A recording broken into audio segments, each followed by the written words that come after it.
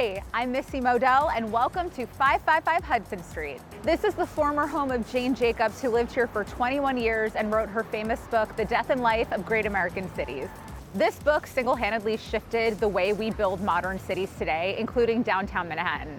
I cannot wait to show you this gem of a row house in the heart of the West Village that mixes history and style. Let's take a look.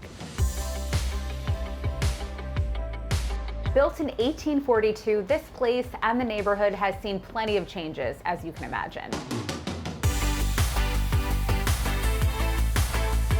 Fun fact, Jane Jacobs actually bought this place for $7,000. Can you even believe that?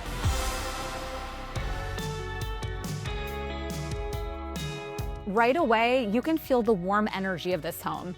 You know how some places have a good vibe? This is a good vibe home. The loft-like main entertaining area consists of a dining room and a living room. There are two original wood-burning fireplaces, custom millwork, and plenty of design charm all around. And the unexpected ceiling heights makes this place feel incredibly grand, perfect for gathering friends, family, or even organizing your next historical preservation. It's pretty incredible. Right here, Jane Jacobs would look out her window and observe what she called the sidewalk ballet, how people interacted with one another and their community. It's wild to think that this neighborhood would look nothing like it does today without Jane Jacobs' influence.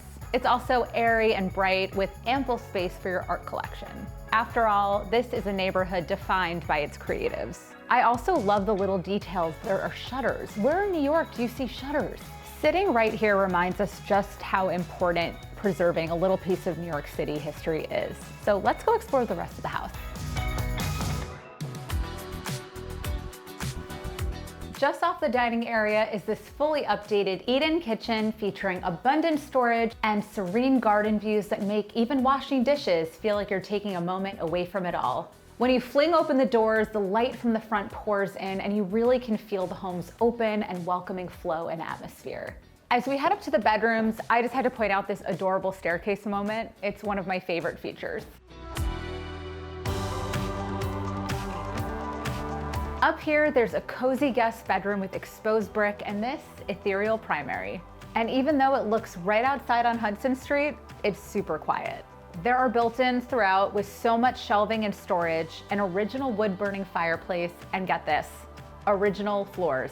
This is the only room in the house that uses original floors, and I think it makes it feel extra special. And in case you were wondering, there's enough room for a king-size bed, a chest of drawers, and additional seating.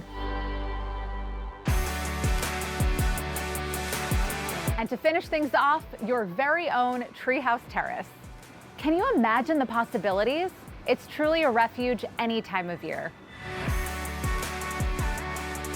That's the tour. I hope you enjoyed 555 Hudson Street as much as I did. This is as New York as it gets.